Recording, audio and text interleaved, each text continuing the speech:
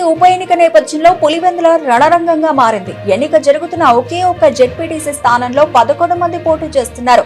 TDP అభ్యర్థిగా BTech Ravi భార్య Mareddy Latha Reddy, YCP అభ్యర్థిగా తుమ్మల హేమంత్ రెడ్డి, కాంగ్రెస్ నుంచి మొయిల శివకళ్యాణ్ రెడ్డి బరిలోకి దిగారు.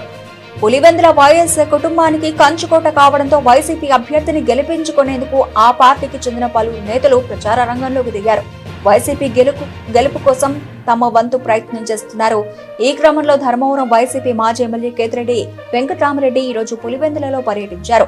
ఈ సందర్భంగా మీడియాతో ఆయన మాట్లాడుతూ జెడ్పీటీసీ ఎన్నికను తాము అత్యంత ప్రతిష్టాత్మకంగా తీసుకున్నామని తెలిపారు. పులివెందుల వైఎస్ కుటుంబానికి అడ్డా అని, ఆ నమ్మకాన్ని మరోసారి నిలబెట్టేందుకే తాను ఇక్కడకు ప్రచారం కోసం వచ్చానని చెప్పారు.